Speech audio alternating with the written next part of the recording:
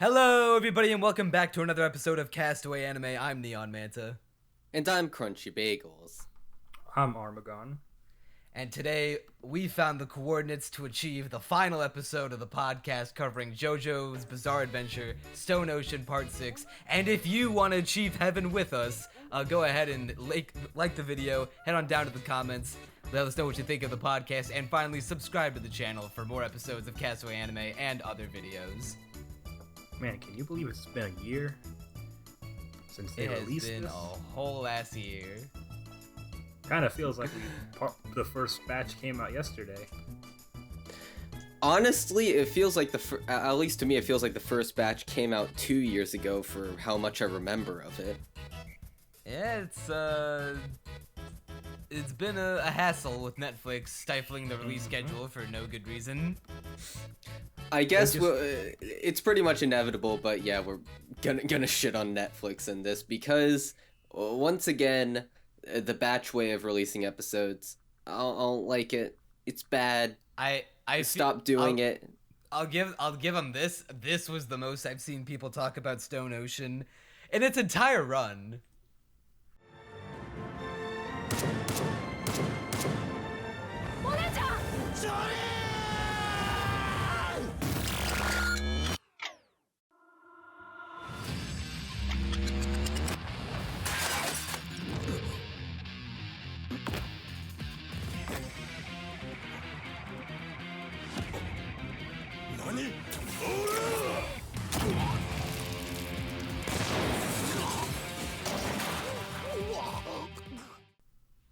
It lasted for all of 2 days, and then it died again. no one was talking about it. They could have been talking about it for more than 2 days if they had just followed a normal release schedule. But It is really, I guess interesting how at least I and I guess you guys too see so few people talking about it, because on Mal, Stone Ocean Part 3 has an 8.91 average score. Which is just sure it does, because that's all insane. JoJo fans. Yeah. You assume that we look at Mal forums. Well, I'm saying that Well, because he's the talking about first the two the parts rating are of the show yeah. on Mal. But like the first part has an 8.26 and the second part has an 8.18. So it's still like quite a bit better received even among fans. It's not the quality, it's just like The way it's talk. released doesn't Because it doesn't facilitate discussion. Everyone just watches it at once and then it's done. Just like we're doing. Exactly.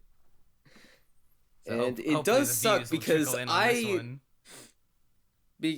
because this is where the plot of the show really went ham, and I imagine if this did release weekly, the discussions would be insane.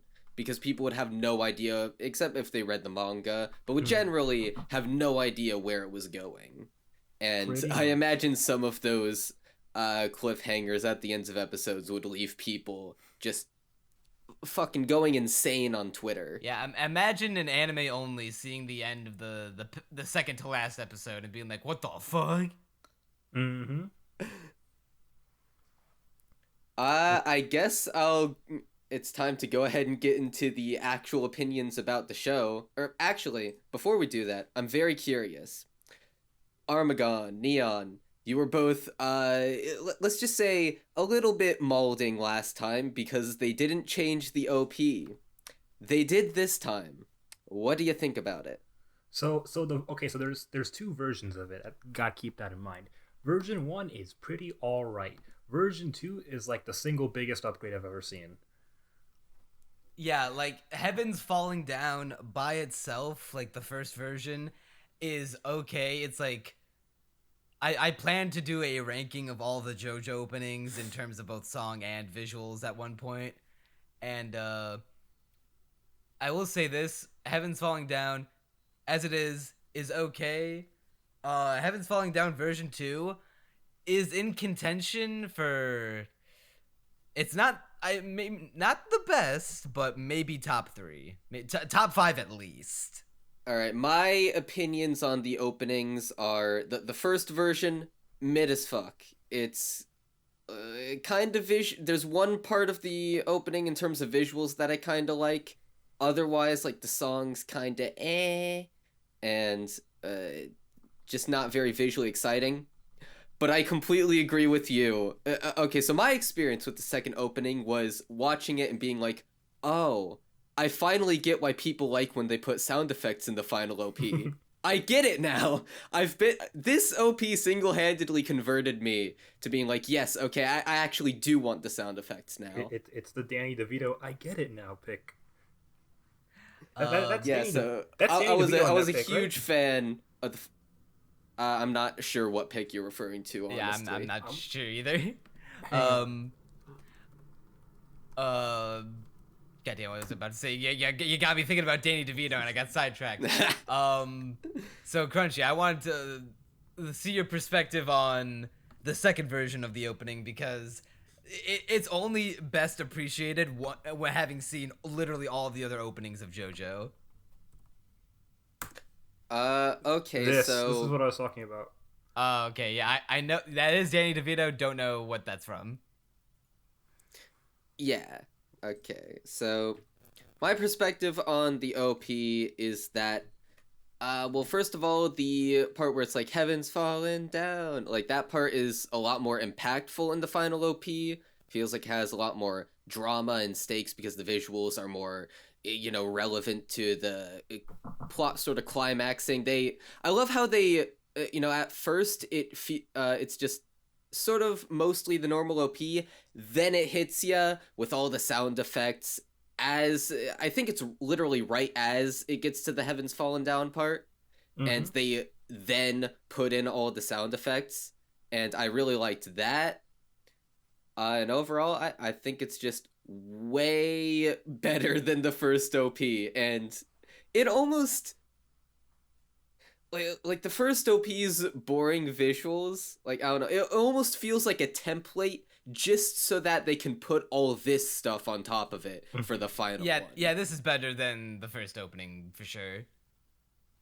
We are talking about version 1, right? Or like the actual first opening? Yeah, version 1. Okay. I'd say version 1. The actual first opening is better I than like the first this opening. song. I like the song for the first opening more, but the final OP... I'd say in the visuals department and just the impact it had, I'd say it overall outclasses the first opening. Yeah, and so many bits and pieces of it harken back to shot and scene recreations from different openings throughout JoJo, and it's a great send off to the main JoJo verse before we one day get to part 7 in the CG horses. Speaking of CG, we have some things to say about that here as well. I mean, later. Do we? Later, not right now, but like later. Okay, later. Okay, I'll be very interested to see what you have to say there.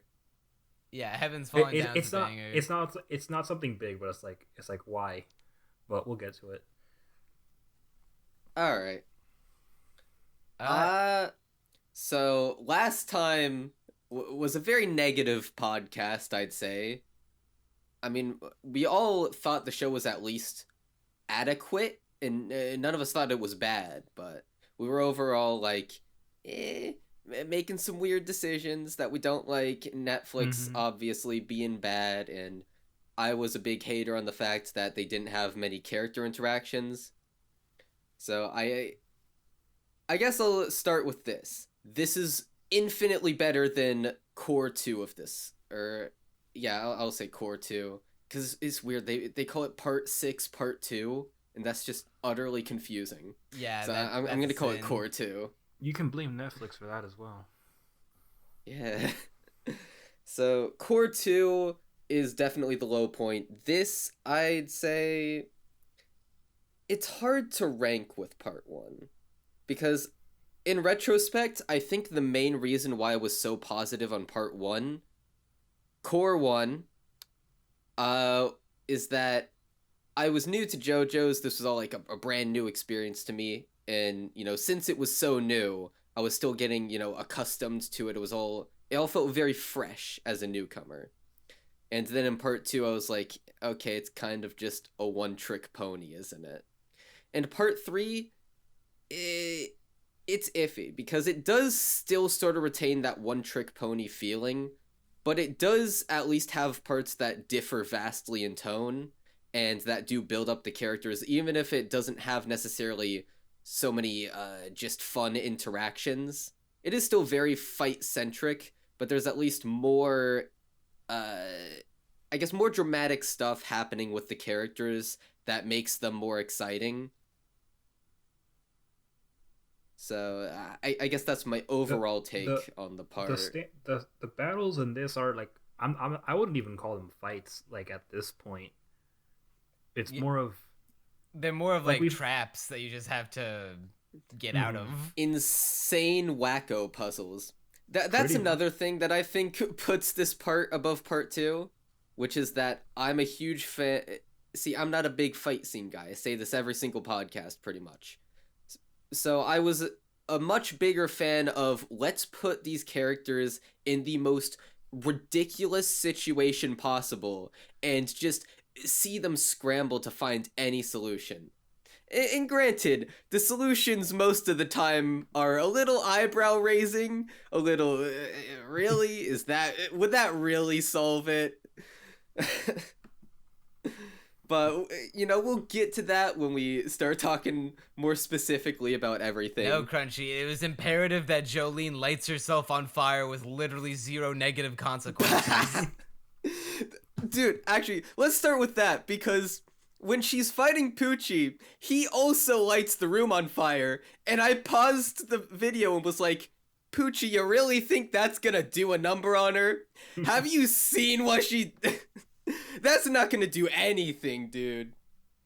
I like the scene where they're underground and they literally have a clean shot, and then versus he's like, weather report is the brother, and they just forget about their goal immediately.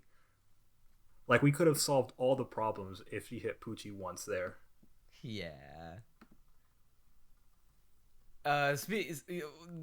Well, I have a big point that I want to make, but I'll hold on to it because that's a whole discussion. That'll be a whole topic. Ooh, okay. Yeah, as a whole, it is definitely better than the second cur of Stone Ocean, even though now that the whole thing is just out and now it's just can be treated as one long season of an anime. Now we can just say it's good at the beginning, it drags in the middle, and it kind of picks up at the end. Hey, it's exactly like Stardust Crusaders. Except slightly worse. This is completely off topic, but this is annoying me. AniList, so they have the first part listed as, the first 12 episodes. They combined parts 2 and 3 into parts 2. And just said, okay, so all 26 episodes are part 2 of part 6. And nobody on the site likes the change. Everyone's against it, but the mods on this site suck. Anyway, that's my random tangent. I was a staunch believer in, I am not ranking the individual parts. This is all one season of television, so I just gave them all one uniform score. All right, the 2 acceptable ways to list JoJo on an anime tracking site. One is to combine them all into one anime. The second is to list them all 3 separately. The third just doesn't make sense. AniList, what are you doing? And that's why Mal's better. Honestly, I'm so sick of the mods that I might actually go on to Mal, but that's a topic for another day. So... Yeah, Okay, so Armagon, you said that you have a lot of hot takes about this part. They fucked up Bohemian Rhapsody. Where's the Mickey rant? They took out Spider-Man. Okay, so I have no context to this because I'm not into the JoJo memes, but I'm assuming it's just copyright stuff and not wanting to get. I wonder why the non-royalty free Disney properties couldn't show up. Hang on. Okay, we are hanging on. You can't. pause the podcast to go search up images. I have to because he needs the context. It's a pan. It's a okay. Fuck's sake! If there's no Mickey, this shit ain't Disney. My sentiments exactly. But alas, Disney's lawyers are too powerful. The ultimate The stand. rat. The rat just ruins everything.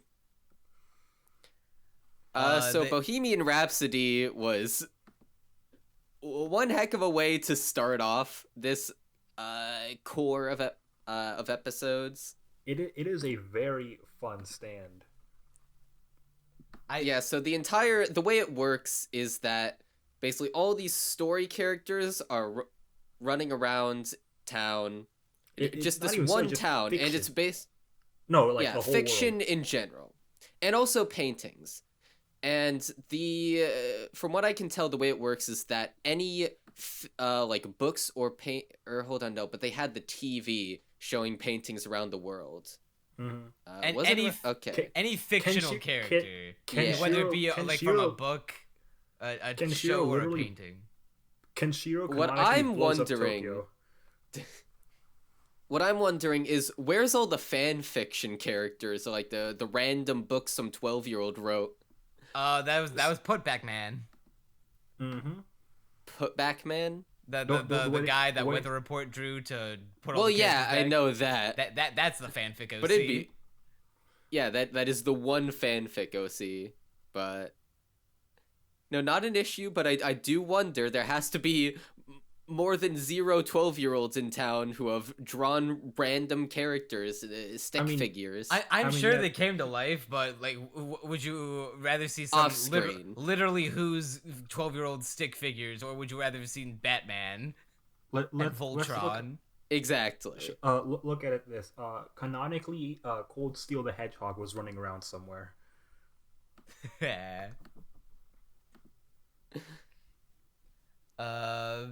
Yeah, the Bohemian Rhapsody. I feel like I think the problem with it, outside of, copyright, is that it's such a grand idea for a stand, and they don't, and Araki was like, alright, I've come up with like the craziest, most wacky stand ability possible. There's literally no way I can flesh this thing out with literally infinite potential, with the amount of time that I could dedicate to it in order to keep the story moving forward. Because all we really get are Pinocchio, the Seven Dwarves, Van Gogh, and the Wolf and the Sheep, and that's literally it. He had to stick to copyright-free stories, otherwise Shonen Jump would have really been like, hey.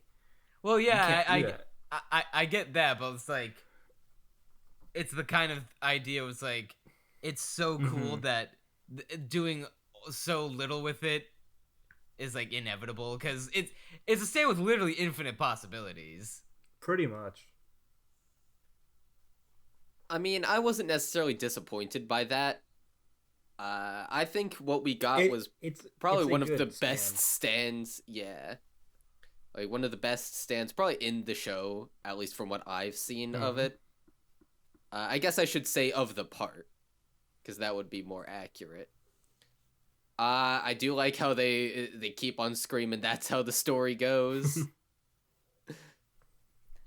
And aside from that, I think I feel like the way he loses, a short discussion is like the way the user goes out like such a bitch. I do think I loved that. I think it's funny that Pinocchio is canonically removed from the world.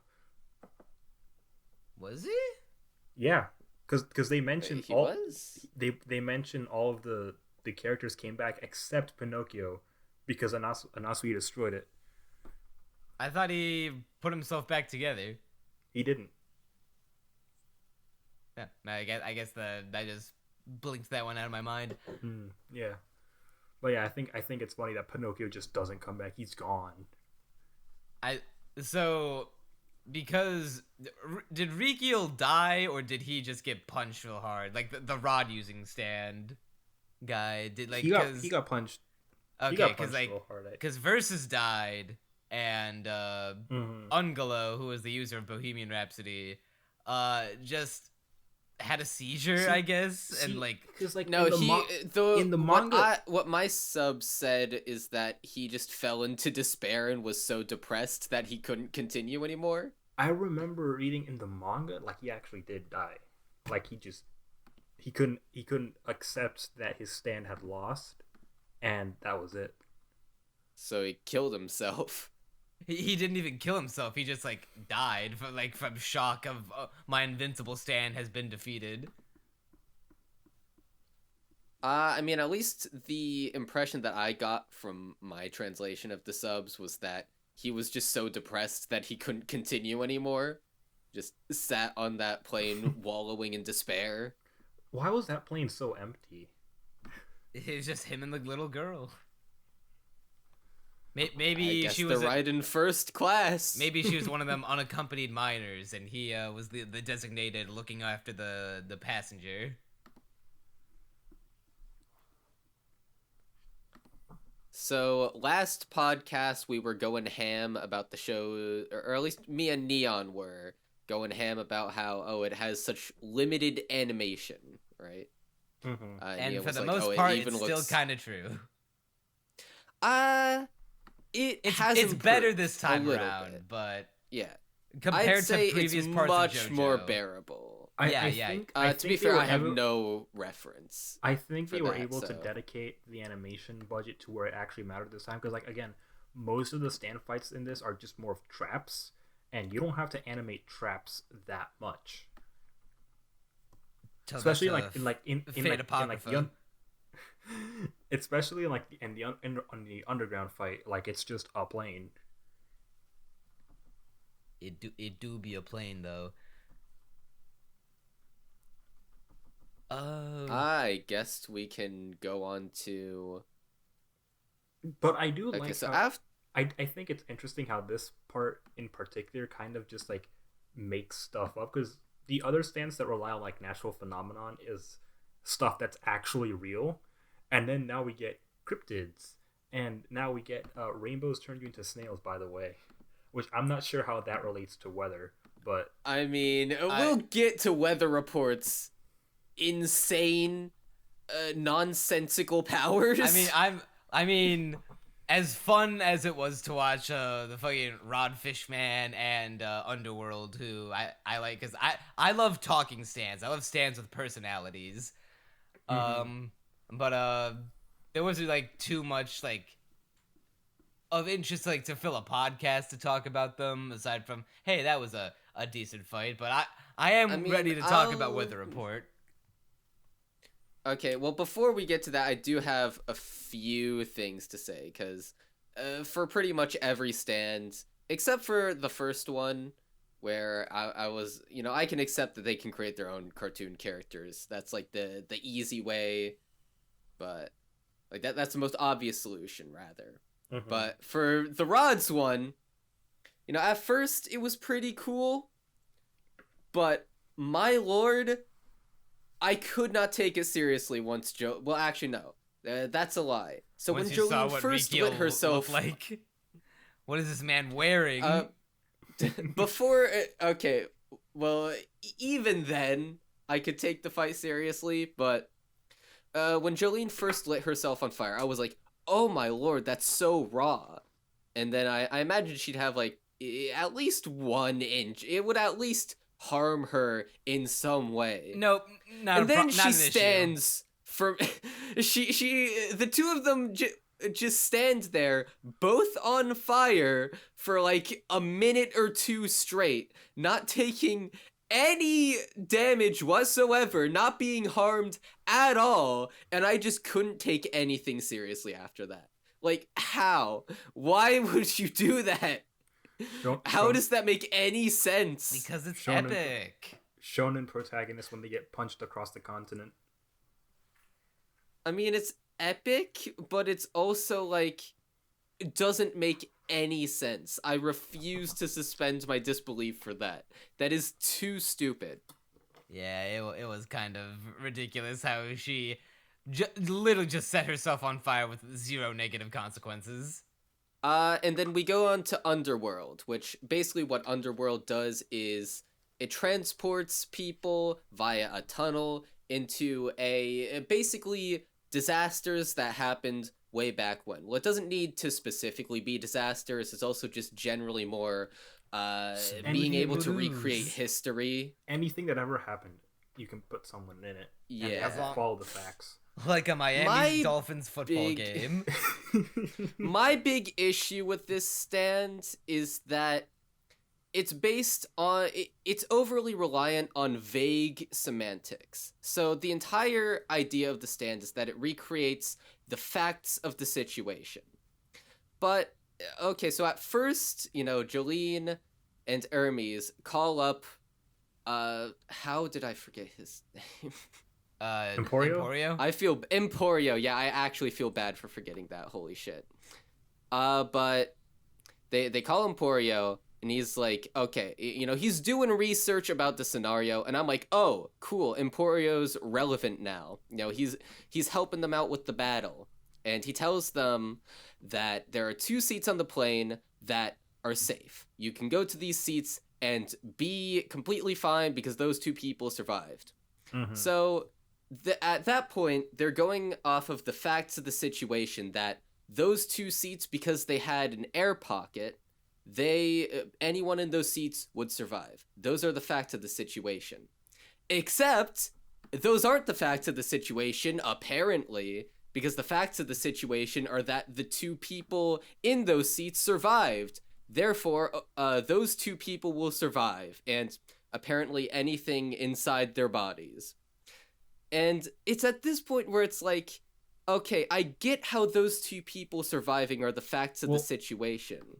But it's also like the seats are what caused them to survive. It's equally valid to say that those 2 seats saving people are the facts of the situation. I think what they did is that they hid inside their bodies and then put them in the seats. That's just a logical conclusion. But the way they explain it, Hermes was saying the facts of the situation is that those 2 people survived, which doesn't make it okay, it makes sense, but my problem is that it's not really that Hermes is outsmarting him per se. It's that she just banked on a different interpretation that is equally as valid as the one they had before. And also, they may look like this huge deal of not being able to fit in the seats. I mean, I don't know, man. I feel like you could all... Yeah, like, why wouldn't that work? I don't understand. I mean, like, was there a good reason why it wouldn't work that I just forgot? Is it any less of a stretch of working out than Jolyne unraveling her entire self to allow Hermes to vor her? And then Hermes... What the fuck did Hermes do? She duplicated the guy. Yeah. And then hid inside of him? Yeah. She hid herself in one of them and put the kids in another. But how did she go inside one of them? Araki. They were split apart, but like only conjoined. Anasui should have that kind of power. I mean, I can actually buy into that. That's not the part that broke my... Well, I wouldn't even say broke my suspension of disbelief, but annoyed me. The part that annoys me is just that, like... I don't know, man. It feels a lot simpler to just have the kids on your lap. I don't feel like that would break anyone's suspension of disbelief right there. So yeah, a bit of a, I would say, kind of BS way to end that. In fairness, though, it is more bombastic to have characters get vored to survive the plane. And it is far weirder, which JoJo's, of course, it's a bizarre adventure, so you gotta be bizarre. But yeah, that's my thoughts on Underworld. Now we get to talk about Weather Report. We can talk about that insane backstory, because, wow. But like, what a chain of events. So this was probably okay, so the first few episodes of this are like kind of just what JoJo I was fights. what I was used to, except even more insane. And I liked it more because of that, although there was more questionable bullshit.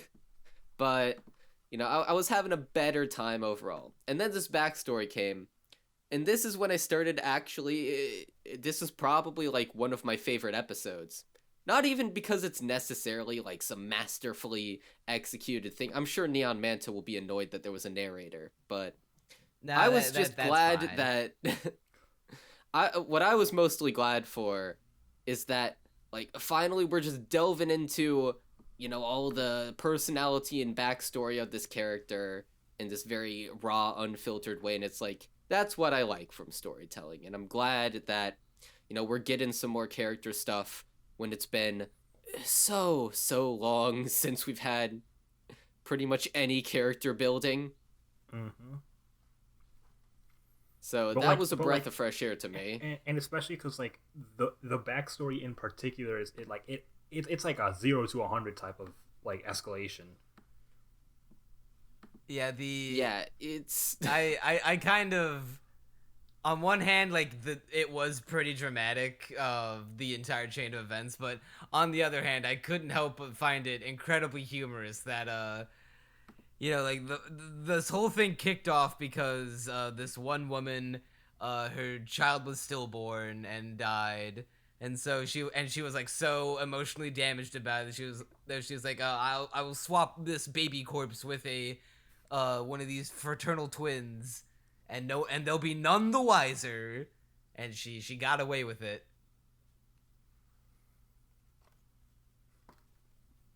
I mean, I guess it is a little weird. That's But I that's not wouldn't even the say- weirdest part.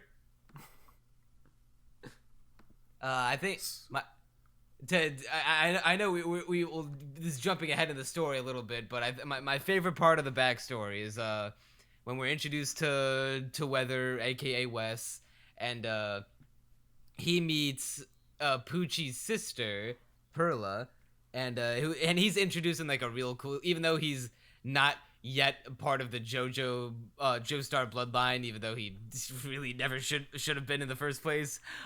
He's introduced like a JoJo character. Like I could absolutely imagine Joseph or Josuke being introduced to their part by throwing a can of juice in through a window, having the can perfectly like embed itself into the window to then to throw get the another burger's one. attention. Yeah, throw another one dead center on it to knock the first one into the guy, and then being like, "Oh shit, I broke a window to catch the guy. I'm so fucking fired." Like, that's great. I like that. I did also quite like that. And then- Anyway, Yeah, that got So- Perla's, that one Perla's heart. They were together, but Sweet home Alabama. no wait, not yet. Twas a tragic romance indeed. 'Cause, Yeah, Pucci was they're like, siblings. yeah, they're biological sibling, Pucci and Weather. But Pucci found out that Pucci found out that he was the one who got he was the one that got taken away, right? No, That got no, it was Weather was switched. it was Wes. No, Yeah, Oh, okay. yeah, it was Weather. Okay, but it wouldn't I make missed sense that if part. Pucci was switched. Yeah, so Weather fuck me. Oh, yeah, Weather was the one who got taken away, and then he finds out that through, as his time at a priest at the convent or whatever, and that was confessed by it was his mother, right? It was no. It was the mother that took Weather Report for her own. Okay. And so that's how Pucci found out that Weather was his brother, and then found out that through his sister, I met such a fine young man, I'm in love, brother. And then he's like, oh hell no, we ain't gonna have any mixed race couples.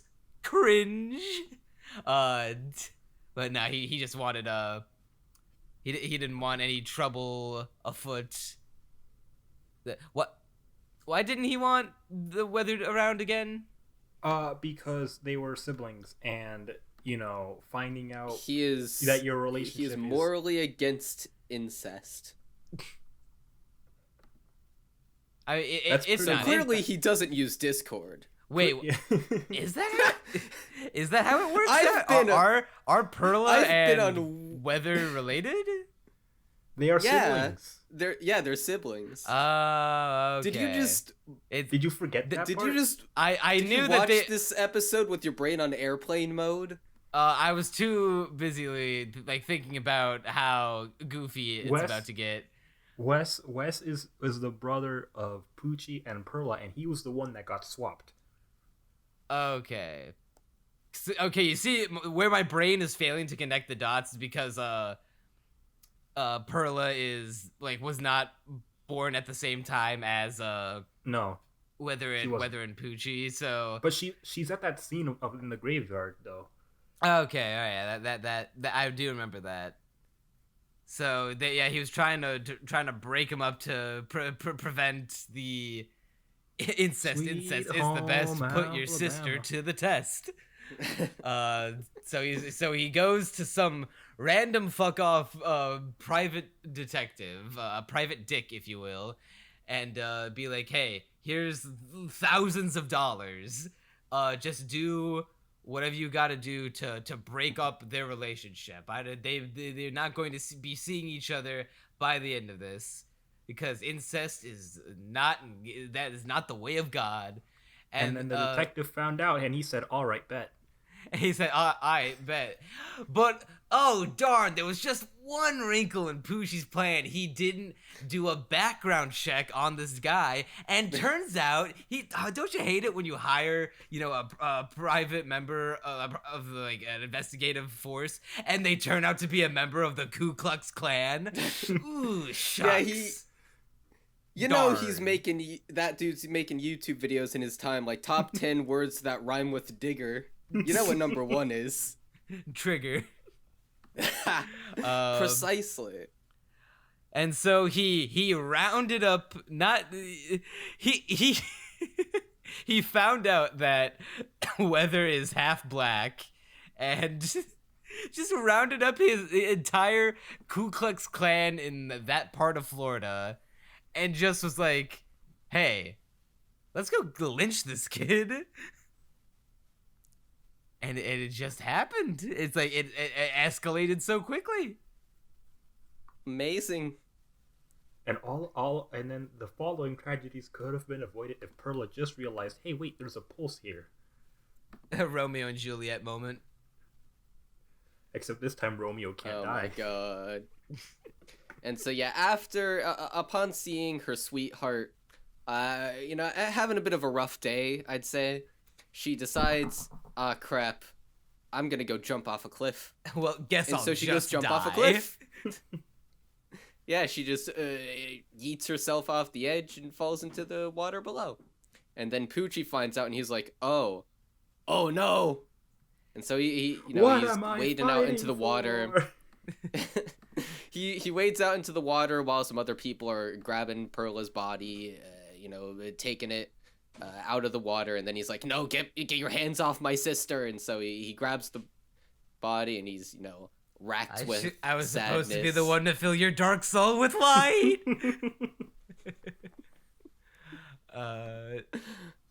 We skipped over the whole Dio thing, but honestly, that's less funny than the Ku Klux Klan showing up in JoJo. And to think, this all could have been avoided if they had just lived in Alabama. It's truly, Florida is the greatest antagonist in the JoJo universe. Just the entirety of Florida. But yeah, Weather still alive, and he is not very happy about the way things turned out. So he's like, "Yo, Pucci, you did this? I'm gonna go kill you." And then what are you gonna do, huh? What are you gonna do once you're dead, huh? Just keep being dead? Just keep lying there? Yeah, that's right. That's what I thought, Pucci. And then Pucci's like, what are you gonna do? Turn the entire town into snails? And then he turns the entire town into snails. I'm actually kind of unclear on how he got his stand. I assume it's just because Pucci got hit. There's a lot. Yeah. That if you ever find yourself asking that question, I'm unsure how this person got their stand post part 4. Yeah, you're right to think that. The only explanation I can come up with is that Pucci and Weather like connected somehow. They are aside twins. from being okay, but Yeah, some people don't can get get pierced how by that- the arrow and get their stand. Some people's brothers can develop stands because they're connected by blood, so when one guy gets pierced by the arrow, it just happens to the other guy too. It's JoJo's. Don't even get me Yeah, but started that's on not how an Emporio got excuse. his fucking stand.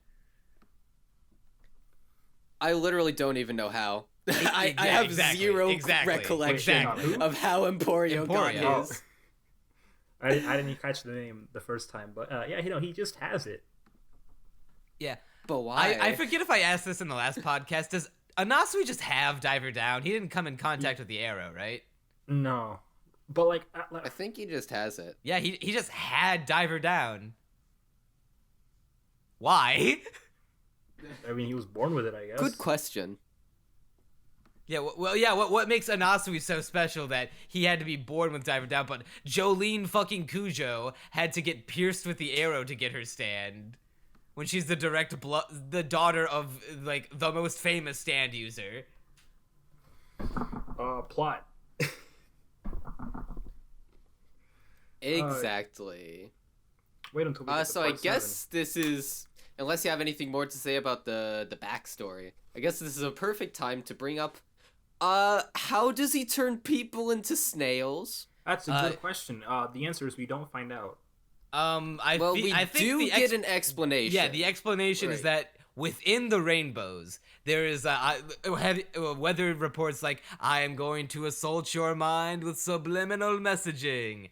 And for some reason, I couldn't tell you why this is the case. This is just how it is. The rainbows are subliminally messaging people that, not even just looking at them, you can just touch it and it doesn't have to come in contact with your eyes. You just touch it and you will start becoming a snail. I got conflicting messages within the show being like, is it like a non-diegetic thing and like people are just thinking that they're turning into snails Okay, and they're so imagining the way it, or are they works, actually turning into snails? Okay, so the way it works is that they at first imagine that the town is filled with snails, but that causes some sort of biological reaction in them that causes them to literally turn into snails. It's the thing where like everything evolves into crabs, except this time it's snails. So, my big problem with this, and also another thing that I'm sure we all agree on, is that, okay, so Weather Report, he's supposed to, control the weather. That's what his stance does, right? Mm-hmm. Subliminal messages from rainbows that turn people into snails isn't very connected to the weather, is it? Other than Rainbows are having rainbows.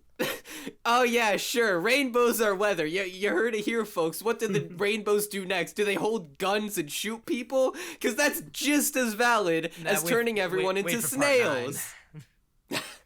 Oh yeah, the rainbows just rob banks now. Sure, that makes about as much sense, honestly. What I feel happened is that Araki was just like, okay, what would be the wackiest, most disturbing thing that could happen once Weather's once Weather gets his memories back?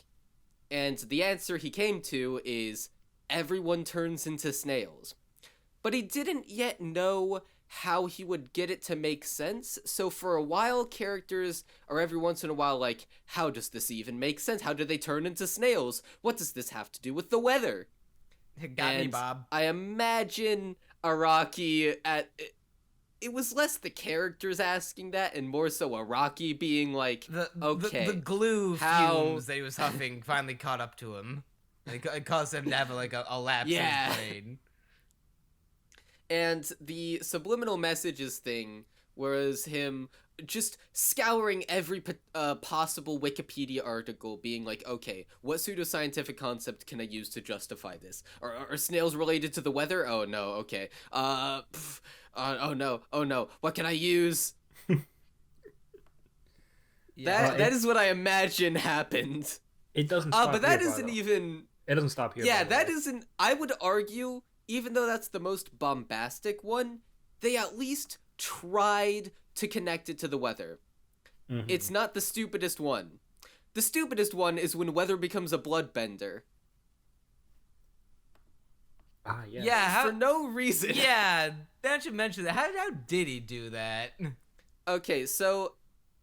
I'll explain my thought He has process going through the Metallica. scenes. So at first, he's making these blood spikes. He's basically freezing blood by making it colder near the ground and, using wind in order to get them to freeze upwards, right? That, I'm sure it wouldn't happen in real life, but you know what? Fine, I can suspend my disbelief for that. I can imagine that weather report is just so good at controlling the weather that he can do that. And then he makes a blood spike come out of Pucci's shoulder. Literally how? How? Because that has nothing to do with the weather. I guess He's not making it... I guess he froze. But his how? Blood. In that That's- case, why? Hang on, I'm not done. I said he froze his blood, but in that case, why not just go directly to the brain? Exactly. Aim for the head. Dude, Pucci could have been dead ages ago if he just went for the head. But it's like, just doesn't...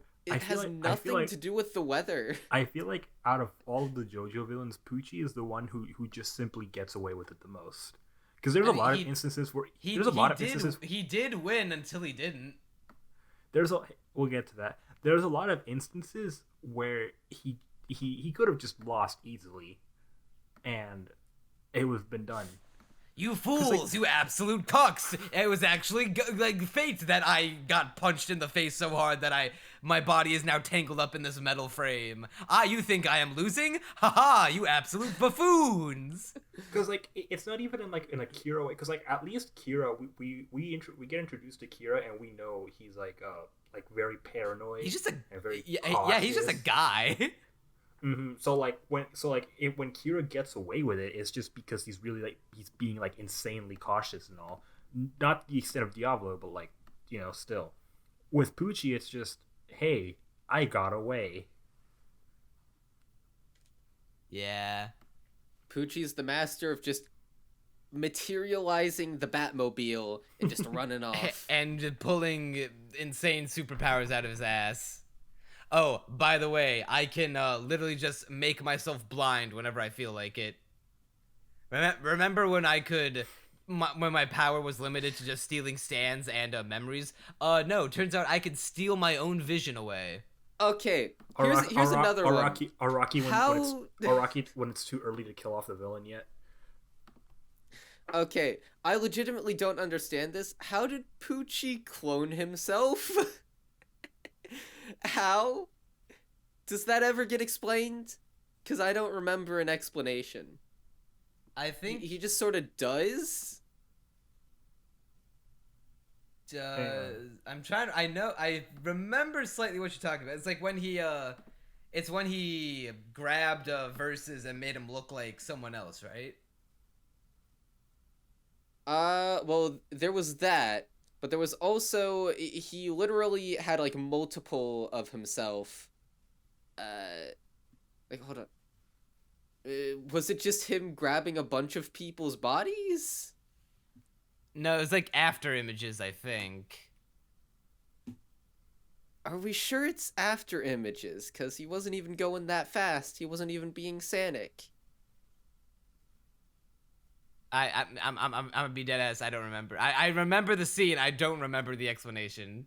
I just at some point I don't think there was an explanation. I don't accept it. I'm very confused. I'm sure the comments are furiously typing away, letting us know how retarded we are.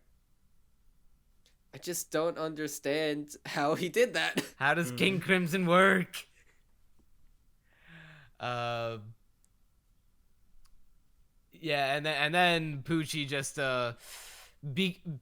becomes God and then becomes God again. Let's talk about that, because it kind of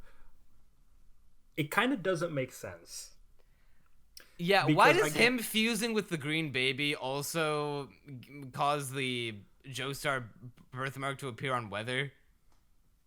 I don't think they ever explained that. The bullshit reason is because they're brothers, so when one thing happens to one, the other thing happens to the other. Yeah, if you just take stupid. a hammer to your skull, then sure, that's the explanation. I Pucci wonder if that's a plot point that Araki just forgot about. Like, it wouldn't the be the infamous first time. Araki forgot. Wouldn't be the first time. I want Certainly to won't be see the like last. a mega compilation of all the times it Araki exists. forgot. Yeah, that fucking exists. There's several on YouTube. I need to watch those because I think it'll be so funny. So Pucci finally awakens his new stand, Sea Moon, and It's really cool because it is a very cool stand. Yeah, so what it does is that it literally, so it can both invert gravity in a specified location, and also it gives him like this giant radius where if you get so close to him, the world literally just flips sideways. Just straight up flips sideways. He's basically playing Gravity Rush. That's what he's playing. It is Gravity Rush. Exactly. And I love how okay, so there's this amazing gory scene where he literally flips Jolyne's hand inside out. Yeah, that was fucking raw. Unnerving. Of all But like then, the gore that happens in JoJo, that was like one of the most memorable. One of the moments that was like the most memorable of being like, oh, that's fuck, because like it was the muscles in her fingers, like they were coming out of different parts of her hand, but like the flesh from where her fingers used to be filled by the muscles in her hand were still there, but they're just kind of like thin and flappy. Now it was almost like a deflated balloon. Mm-hmm. Like ooh, yeah, but then the amazing part is that the stand punches her again, and it turns it back to normal, because it flips it inside out, then it flips it inside out again. Oh, it's back to normal. Mm-hmm. And I thought that was kind of fun. And then Jolyne has the biggest brain moment of probably the entirety of JoJo, where she's like, wait, if I get inverted every time he makes contact, I'll just make something he can't invert, and then just turns her entire body into a Mobius strip.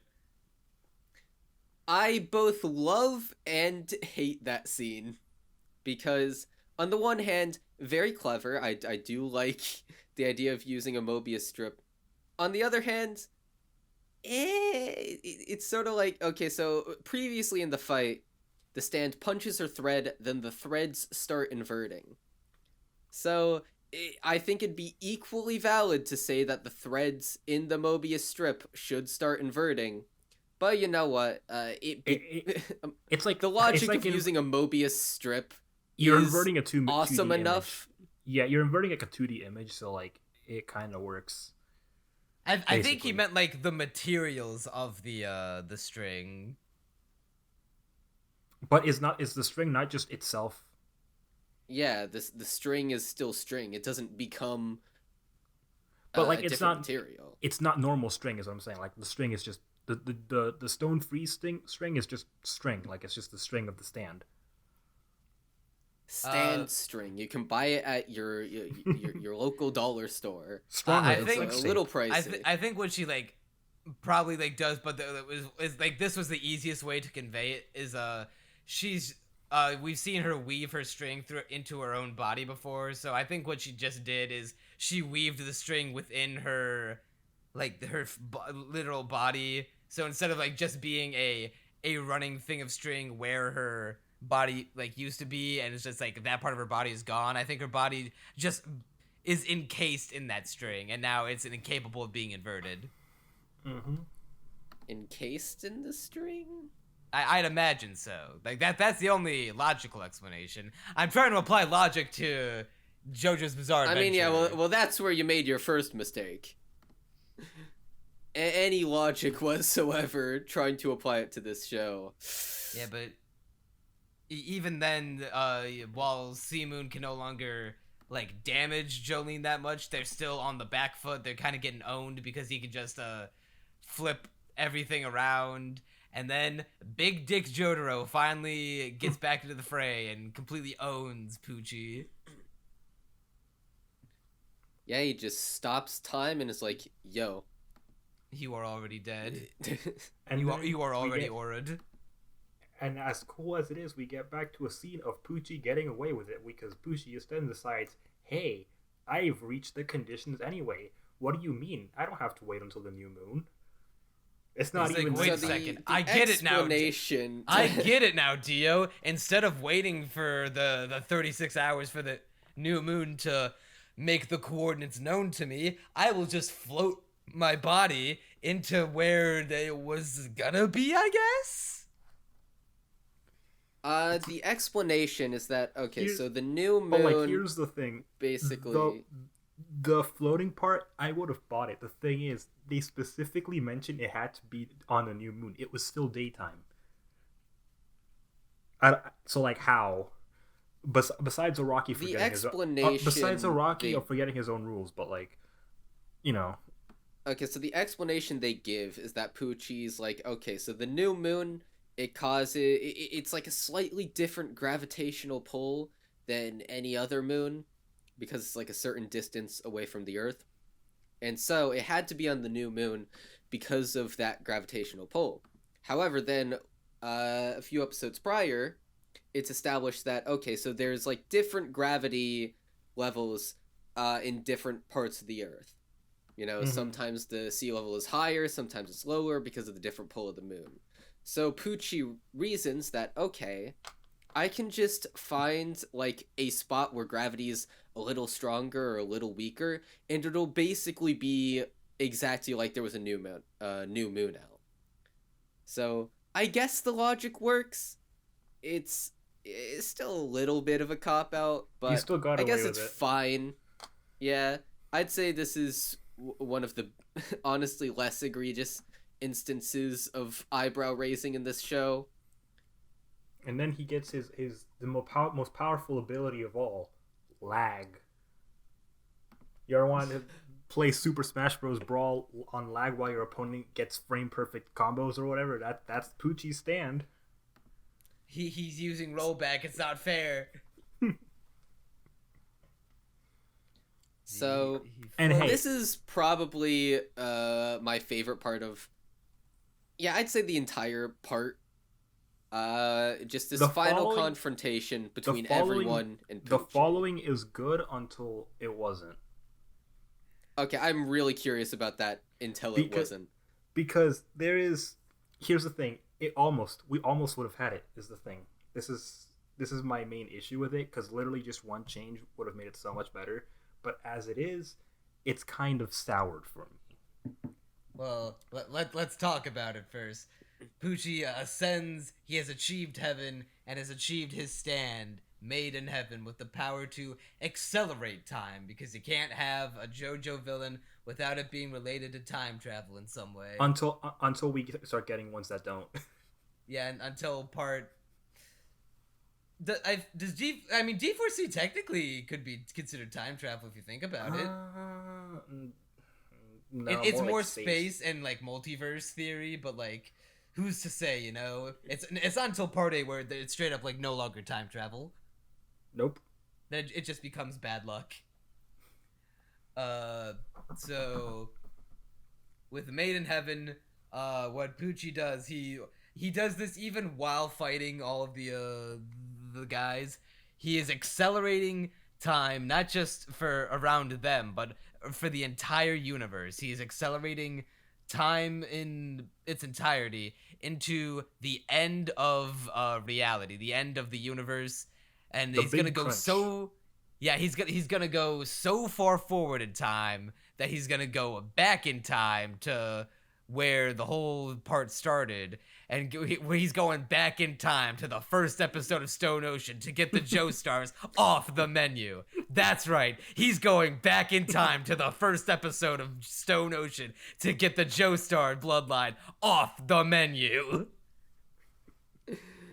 It's such a wacky power because, okay, so something I really like about the confrontation is just seeing the clouds moving so quickly is such a badass way to stage this fight. And even scarier is that Jotaro even says it very early on, like, it's accelerating more and more as time goes on. So at first, it's just a little bit of speed up. There, just a mild bit of havoc. But by the end, it's literally like a day happens in a second, a night happens in half a second. Oh, we're 2,000 years into the future. Uh-oh, the universe just collapsed. It's so overpowered that even Jotaro's time stop, which makes him like the most powerful stand user on the planet, is rendered almost useless. Yeah. Yeah, he's like, all right, this guy thinks he's such hot shit, I'll just stop time. Oh, wait, he even though time was stopped, he sped up my time stop. Okay. It's crazy, bro. Hacks. I call fucking hack. He's using Dolphin. and then Emporio used Dolphin. He did use Dolphin. The fight itself, it's generally pretty good. It's very threatening stand. Yeah, it's like... issue now. All right. I actually have one more tiny point before then. Okay. I really like how this is gonna be a weird comparison, but this reminds me of like all the games in my childhood where like you get to near the end of the game, but then the heroes are on the ropes, and it's like, oh no, the villain's about to destroy the entire world, because all the games I played had world-ending stakes. For some reason, the one that specifically came to my mind, none of you have played this, but Poke Park 2 of all games. I remember one. I also did not know that game has a world-ending threat in it. Yeah, so the plot of Poke Park 2 is that Darkrai summons this black wormhole into the sky, and it gradually gets bigger. And he's like, biding his time, get in the power in order to, make this dark vortex. Literally, yeah, he's literally, his plan is to suck up the entire world into this vortex. And at the very end of the game, he like brainwashes all your friends, so you can only play as Pikachu. And it seems like he's about to take over the world and completely nuke everything. And then you get to see Pikachu cry. So, a very heart-wrenching stuff if you're 7 years old. And yeah, I got sort of those vibes. There's like a very specific feeling villains give me when they're like about to take over the entire world. And another thing is that the OST really sold that vibe for me. So this was probably the tensest I felt in the entire show. I will say this whole last act is greatly enhanced by the anime. Because in the manga, it's just pages. This is also where the animation gets generally pretty a lot more serviceable than it usually is.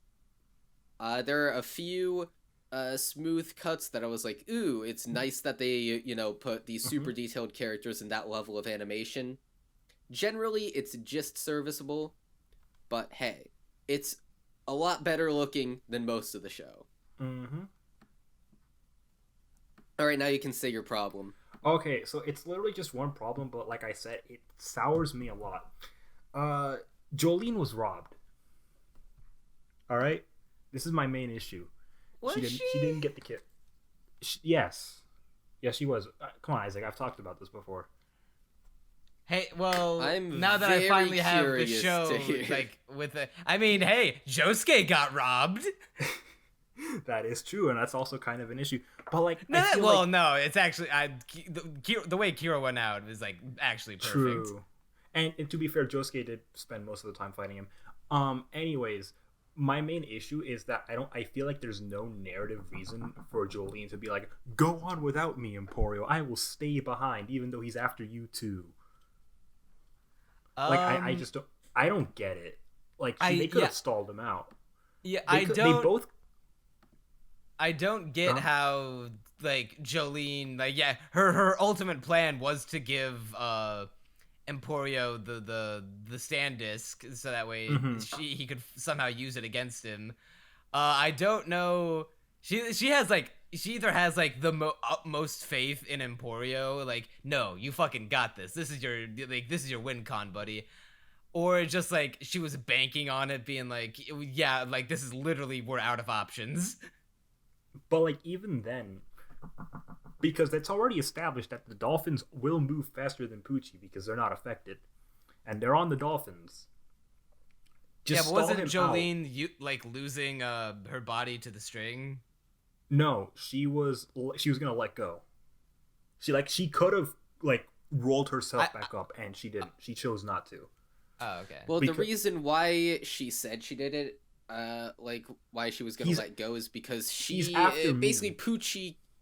Yeah, Pucci can. Oh yeah. Okay, Pucci so can also the logic track. is that Pucci can track. Yeah, that's the reason why she let go and why she put her faith into Emporio. Because but like she's the thing is, dude, he can't track you, Emporio. You can do this. You can like get a plan going, but otherwise he's gonna like always know where I am. Always know when I'm sneaking up on him and doing stuff, and he's gonna always follow me around. He's like super fast.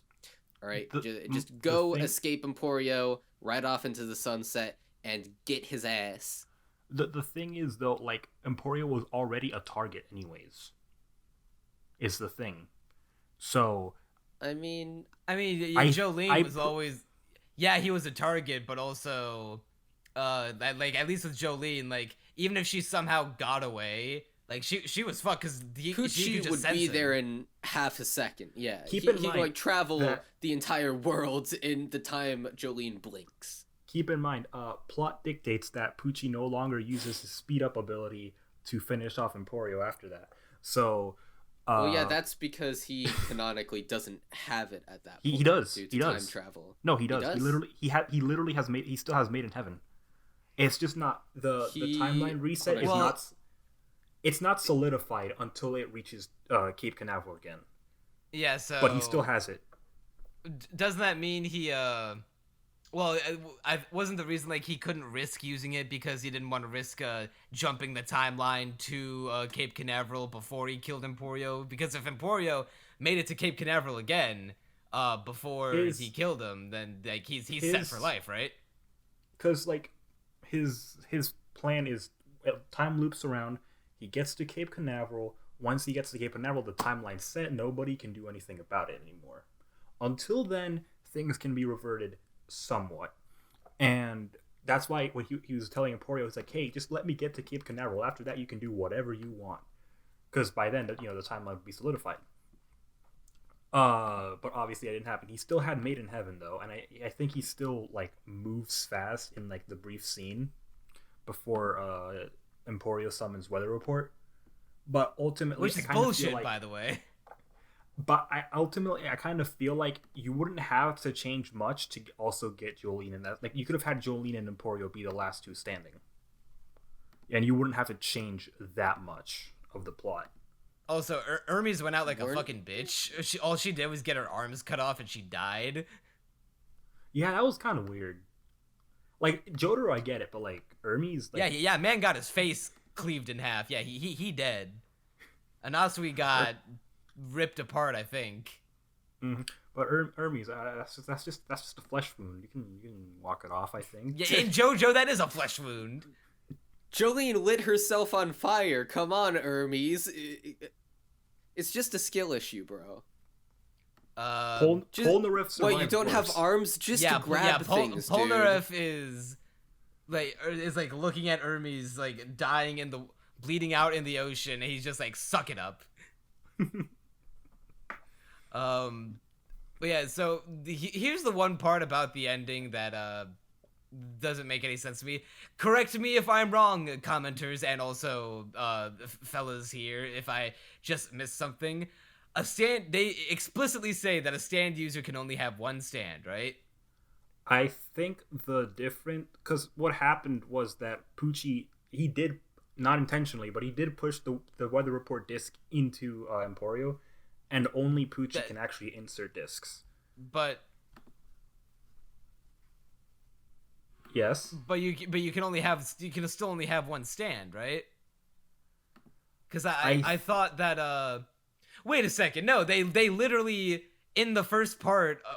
Like the first two curs of Stone Ocean, they use the discs to get information out of the minor villains that they beat when they eject their discs. But those are the memory discs, not the stand discs. I think they kind of make like a difference. Well, they make it a point to be like, there's a point where Jolyne, to make sure that it's the Star Platinum disc, tries to insert it into her body, but she rejects it because she already has Stone Free. I think she rejects it because she couldn't accept it because it wasn't Pucci inserting it. I think there's another character that's had like two stands before. I'm trying to remember. Maybe it's not in this part. I'm pretty sure there's well, like, not counting evolutions of stands. Mm-hmm. And also not counting substands. Unless, I guess, it makes it a substand, even though that should not be the case at all. Mm-mm. Like, I mean, like, I don't know. Like, where is there something I'm missing here? It's definitely a case of, and it's not the last time this happens, of Araki making the villain a little bit too powerful. Actually, he's been doing this since part 2, so... Well... Yeah, I was gonna say, I was trying to think of, like, ways to be like, oh, the villain's too powerful ever since, part 2. Cars literally is undefeatable.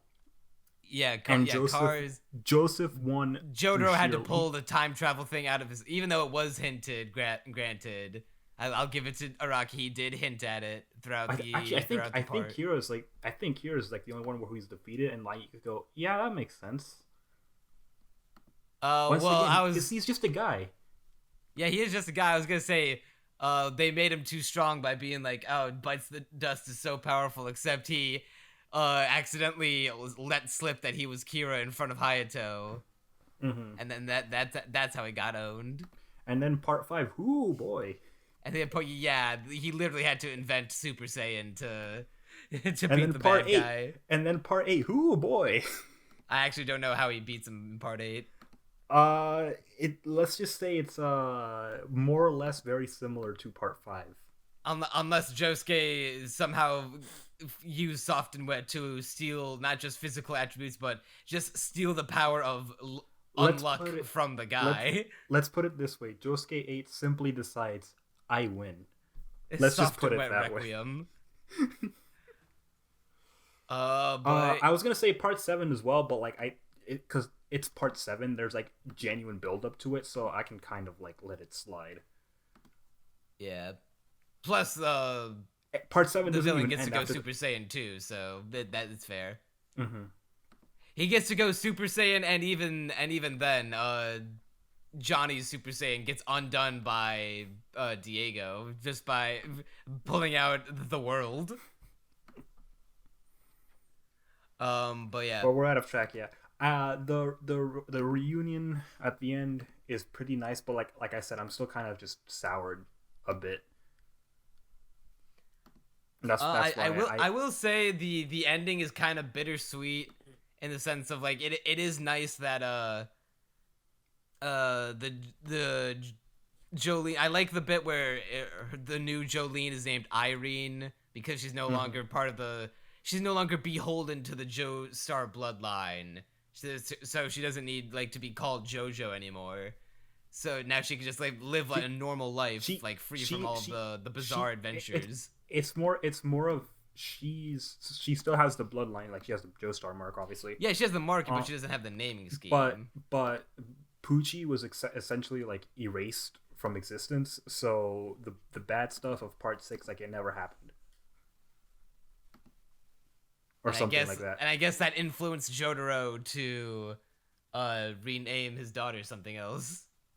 Because, and let's talk about something actually really great. The final ED. Yeah, that was a nice stroll down memory lane, and they brought back Roundabout, baby. It all comes together. My experience with the final ending was, wait, I remember hearing that in a meme one time and having to look it up on that's YouTube where it came and from. go like, yeah, I figured out this was literally the thing that made me realize where it came from. This was your aha moment. Yes. And I'll just say that the final episode is my favorite of the entire part because it's so just high concept and bizarre and insane that it's just entertaining on its face. I was always curious when people talked about how Araki reset the timeline, and I assumed he just decided to basically like start a new canon and like didn't bother like putting in an in-universe reason for it. I did not expect him to quite literally reset the timeline by ending the old one with the heat death of the universe. So here's the thing with like yes and no, because originally Araki intended Part 6 to just be the final JoJo ever. The Part 7 universe has nothing to do with Parts 1 through 6. Like it not even like the reset. It's just a brand new thing. It wasn't even JoJo when it started. We're starting from zero. Mm-hmm. He started. I think they switched. They called it JoJo like a bit later into the run, but it originally was not JoJo. Even though the character's name was Johnny Joestar, and we had Gyro Zeppeli and like other names. That's kind of retarded. Actually, why would he not just if he's still gonna have a JoJo, just call it JoJo? But yeah, generally, like Part 7 was not intended to be Part 7. It was just intended to be something else entirely. But then he realized that JoJo makes money, so it's like, wait a second, why would I stop doing the thing that will make me set for life, and my children set for life? And so there we go. Yeah, so the universe resetting at the end of Part 6 doesn't have anything to do with Part 7. Okay, that is interesting. Mm-hmm. Yeah, the only part about the ending of that I didn't I was kind of mixed on was Emporio just is kind of got fucked by the end because his connections with these people are destroyed and he has to build them back up, and he's gonna be the only one who remembers like what was once before. I do know like I think I know Araki stated like in some interview where like Irene doesn't remember, but she has like a feeling or something like that. I mean that's dumb, but it isn't completely illogical considering the guard was like, suddenly I get the feeling that we're gonna trip. But yeah, like, can we also talk about that, by the way? How Pucci's final plan.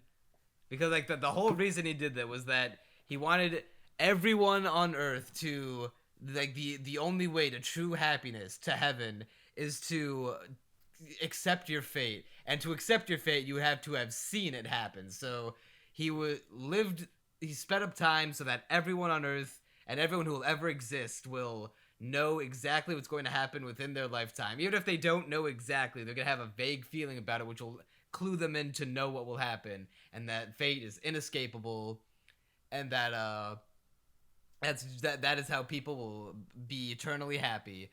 And then Emporio said no. Yeah, Emporio said no. It's a cool concept. I just have two problems with it. One, Part 6 Dio is such a radically different character from Part 3 Dio.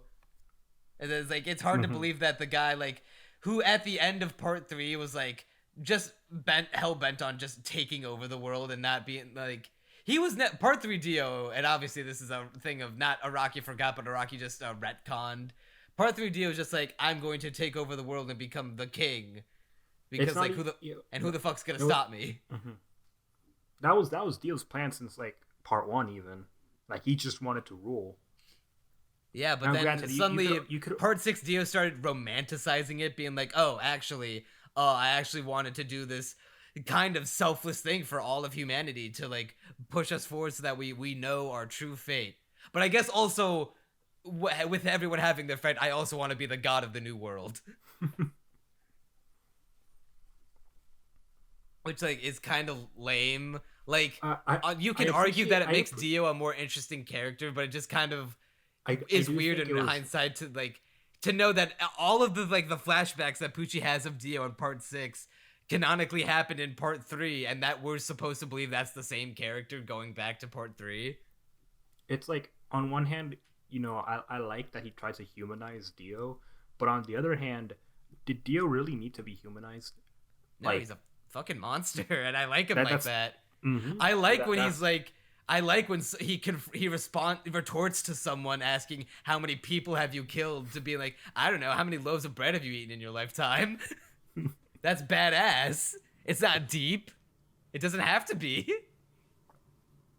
That does sound very funny. We can leave the deep villains to Kira and Funny Valentine.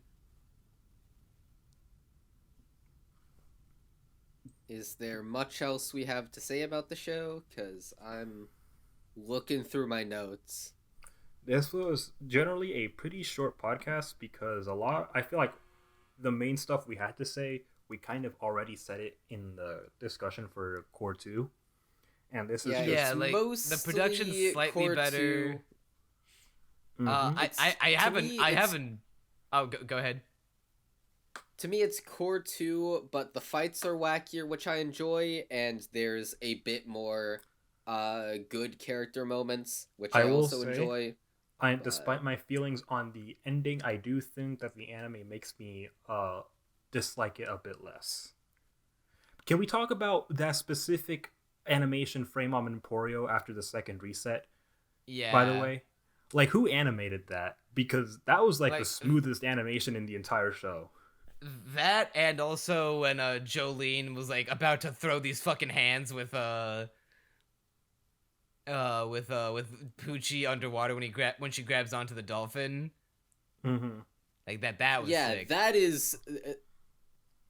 I don't really remember the Emporio one, but that one I do remember. The Emporio one, that one was super smooth.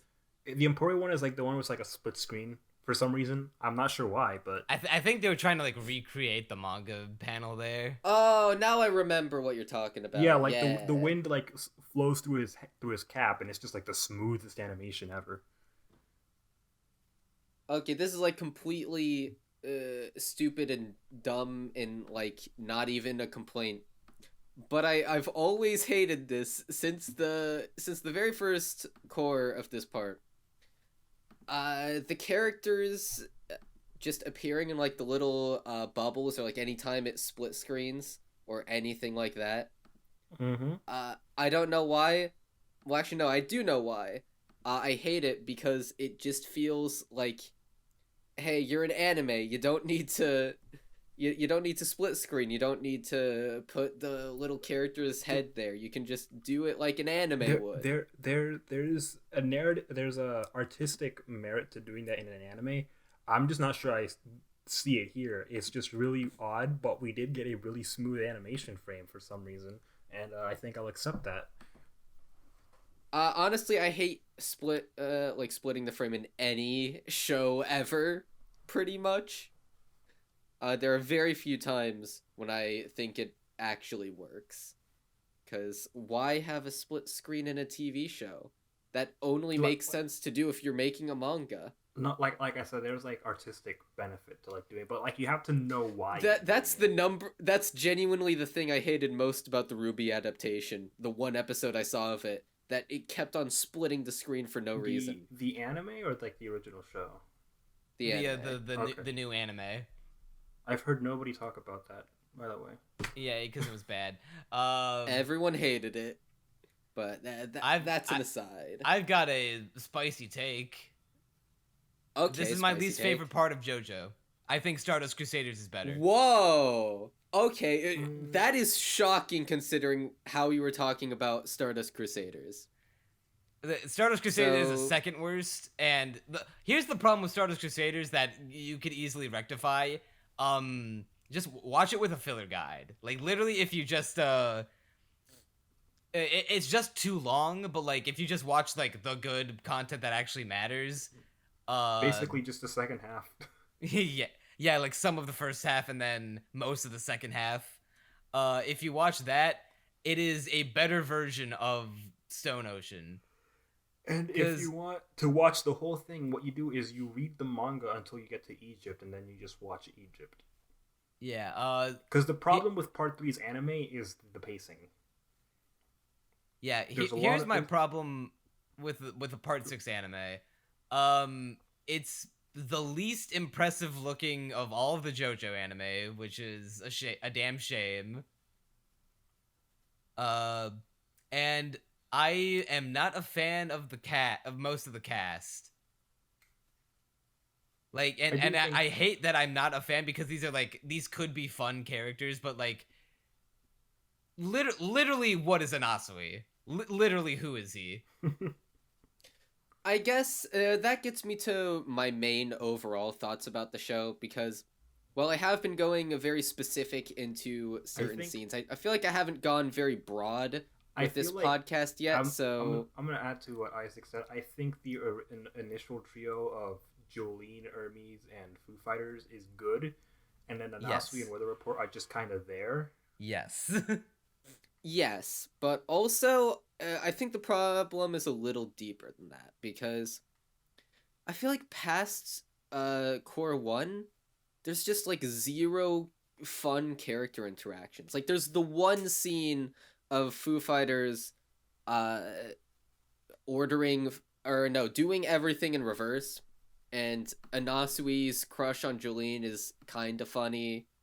But, I like, did other than find that, it humorous in both the right way and the wrong way that when the thing with the ring came up, it was like, all right, when this is all over, Jolyne, I'm gonna use this ring to propose to you, and then they just see some alligators like as they're driving by and be like, hey, fuck you, bitch, and and Jolyne just throws one to make it upset. Yeah, that's And Anasu's that's like literally freaking out, crying, being like, Jolyne, please tell me you didn't throw what I think you threw. I I wish there was more of that. wish peppered that more happened consistently before through Weather it. just fucking died, because I feel like that was a weird time to have a goofy moment. I just wish it had I recall you had a more similar. of them. I recall you had a similar complaint after the final battle of Part 5.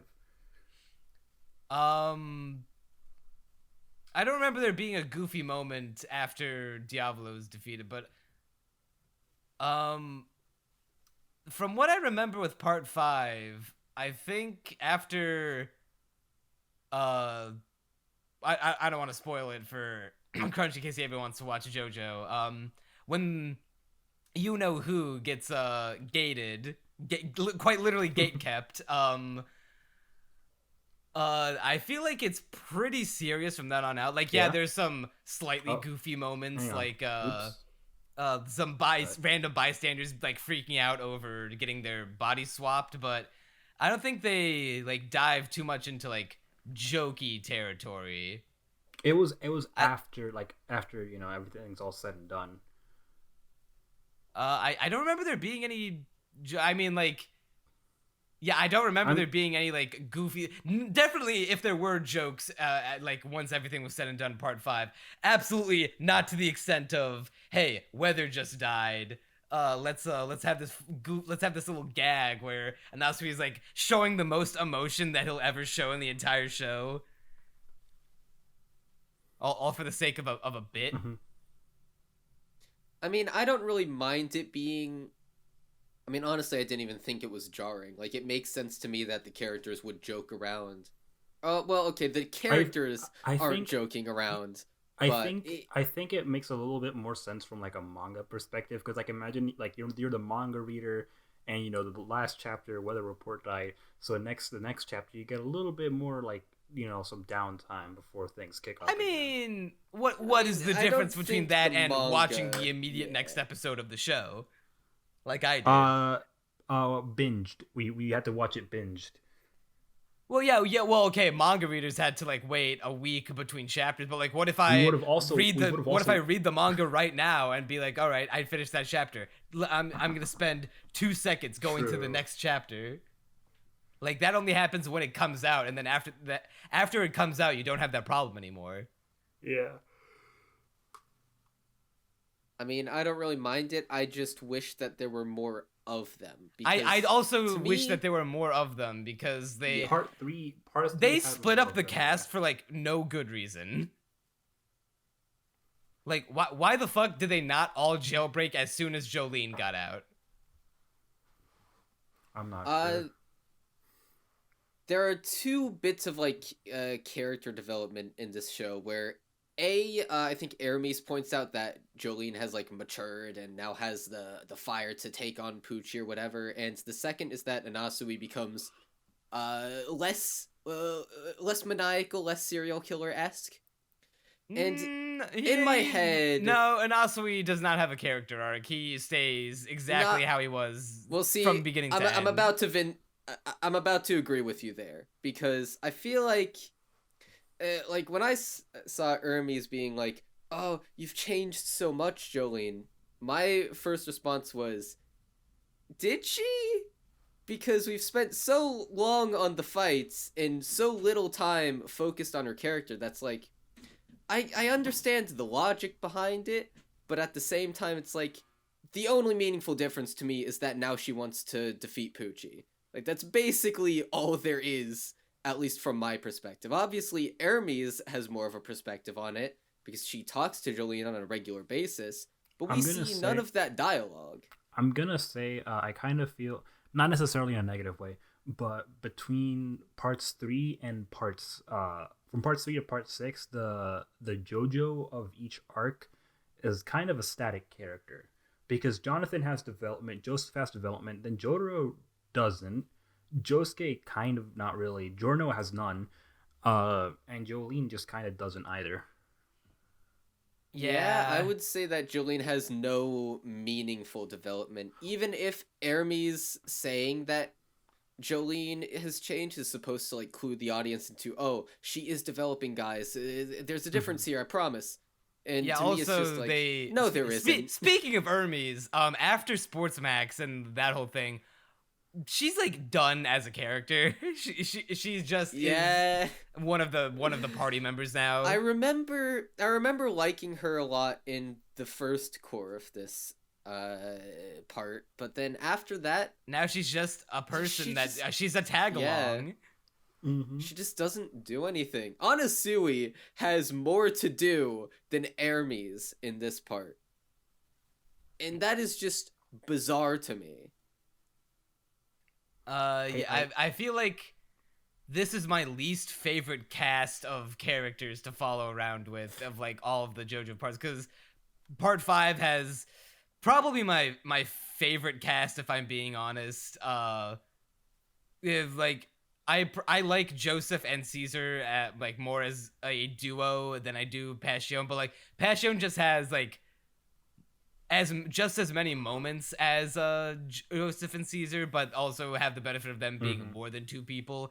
There is not a single character outside of Bruno that is as good as Joseph and Caesar in Passion, but it also has to do with like even like all the characters had they all had their moments. They all had a stake in the narrative. Some stake against the main villain or something related to it. And the one who had the least amount got written out of the story. Because like even like Polnareff in part 3, even after he has his moment, he's still not done. He still has another goal. You could say this about like part 4 and part 5 as well. With part 6, Hermes doesn't really have a reason to go after Pucci, I don't think. Foo Fighters kind of did, but I will say it is It was It's kind of a just- disappointment coming off of part 5, bringing back characters from part 4 and part 3, and then all we get in part 6 is just Jotaro again. Mhm. I mean, well, hey, no, this time we got an offhand mention of Rohan, who is canonically stronger than Pucci. He is the most powerful manga artist, even in accelerated time. His ability to draw manga is undeterred, unaffected, and that's why he is in fact a Hirohiko Araki self-insert. Fun fact: apparently, the Rohan like spin-off mangas, they canonically take place after Part 6. And also fun fact, in addition to part 9 still being worked on, Araki confirmed that he is also still working on Thus Spoke Kishibe Rohan. He will never stop. Why would he stop making his self-insert fanfic?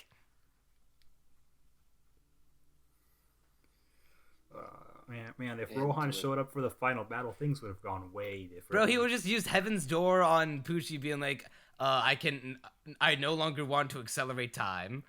Owned. He was too powerful.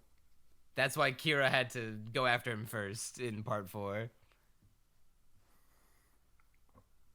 It's funny because that scene wasn't even in the manga. Araki was just like, "Hey, I see you got a few minutes left. Do you think you could add this scene?" No particular reason. I just want it in.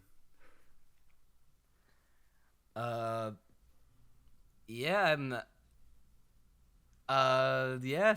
I guess that's all my thoughts. Pretty much on part 6. I guess. All right. Like there's said, one final thing. Actually, I'll let you go, Armagon. I was gonna say, like I said earlier, it's just kind of the same thing we said about Core 2, but it's better a little bit. Yeah, slightly better. I guess we can throw our number scores around.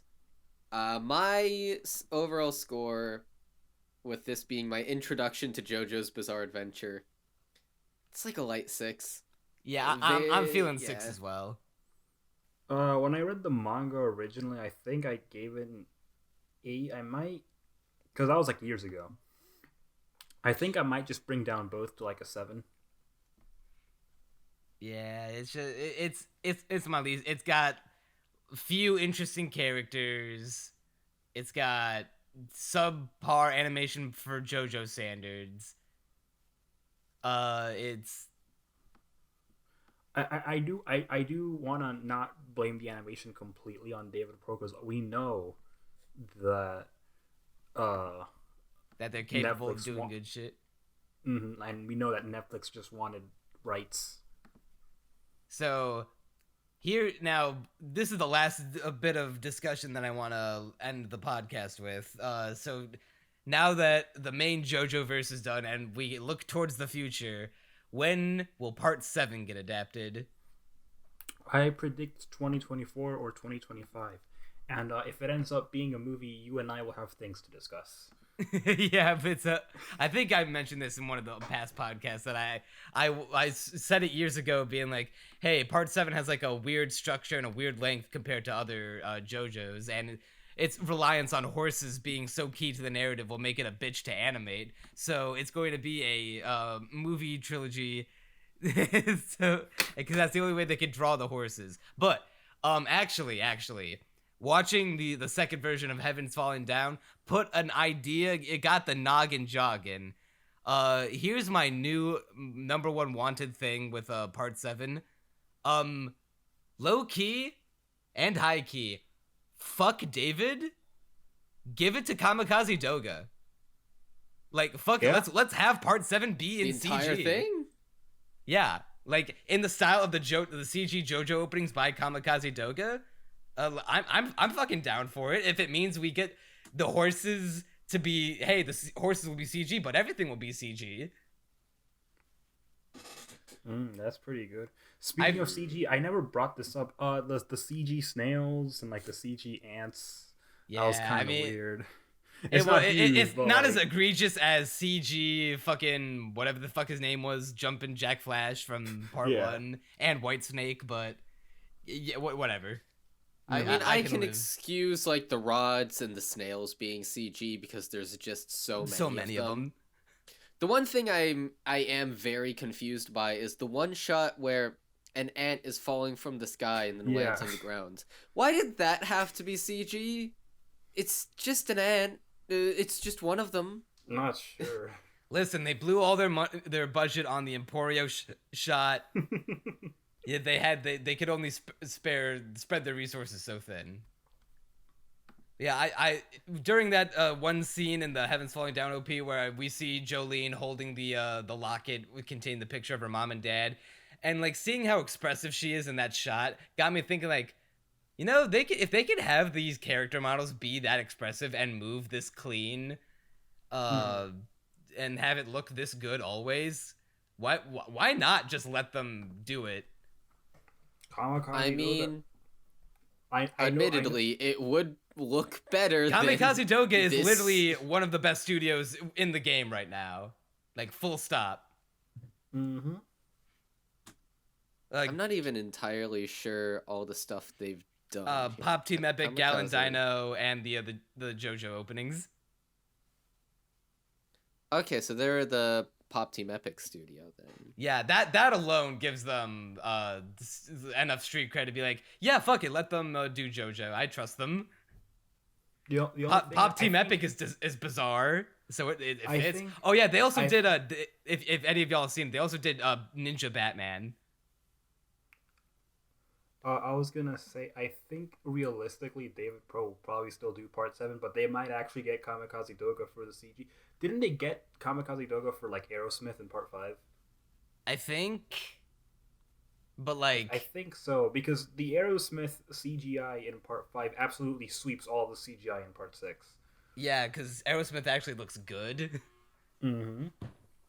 But yeah, I've talked myself into it. I thought about it and like, yeah, I kind of don't want David to do Part 7 because I feel like their dedication to getting having the accurate character art is hindering their ability to animate. And given Part 7, how are you gonna animate all that shit on a consistent basis? Given Part 7's character designs, I think it might actually be the play to just have them be 3D models, because you don't have to keep making like new copies or whatever the way you do it. Like, or you could just like simplify them ever so slightly so the show actually moves. Simplify a Hirohiko Araki design, he says. Let's take a look. Good fucking luck. Let's take a I'd prefer they move. Listen. Let's take a look at what the main character looks like. Yeah, you know how the reason let's take a look. Yeah, Gyro Zeppelin. All of those stars, by the way. Like, imagine having to draw those stars over and over and over again. Let's take a look. I'm looking at this dude. Like, you know how let's what take the fuck? a look. How am I forgetting his name? Akira Toriyama's gone on records, and Toei Animation have gone on record saying that the reason that Cell hasn't come back yet is because it's a pain in the ass to draw him over and over with all the spots on his body. Even though it's literally my favorite character design in all of anime. That's the reason. Funny Valentine's normal design, you know, it looks not too much, but then you realize there are scenes like this, so imagine having to draw all that. And cameo by Spuddle, who is clueless and reminding us of the actual anime of the year. But yeah, I'm for that. Oh yeah, another thing that got me more on board with it. Y'all haven't seen it because y'all ain't Dragon Ball heads, but Dragon Ball Superhero is CG, and it is some of the best looking CG in the game, in the biz. I fucking adored that movie, and I thought it looked great. And if it can look, if Steel Ball Run in the universe that I've described it to be looks even half as good as Superhero or the openings that Kamikaze Doga does, yeah. Then the Steel Ball Run anime would be a slam dunk. This is completely off topic. Crunchy, you brought some more flashbacks with that title right there. Just that's irrelevant to the viewers. This is an audio. They don't even know what I thing. typed. Exactly. that's for them to figure it out. Yeah, it's an isekai. You've picked the fucking one. All right. I feel like now we've gone set our on way piece. longer than I expected to. Mm-hmm. Yeah, this is about as long as we need to take. At the end of the day, Stone Ocean. Maybe it was always mid. Maybe it was always doomed to failure. It was definitely not doomed to obscurity and irrelevancy the way Netflix did it. But oh well. What's done is done. I think it's still better than part 3, but honestly, like you could swap them around. It doesn't really matter. I feel like if you watch part 3 with a filler guide, because like, bro, high key, not even memeing, Jotaro versus Dio is better than the entirety of Stone Ocean. I will say granted, this that's has also not one of like the top dissuaded 3 me. moments in all of JoJo's. So I will say this has not dissuaded me from wanting to try out more JoJo's, just because both of you seem to agree that it's one of the worst parts. So yeah, I am. you've essentially entered bottom, JoJo at the then, lowest point. Yeah, it's worst all place uphill to from start. here. Mm-hmm. That is. If it truly is all uphill from here, then that is kind of exciting, because this wasn't even bad.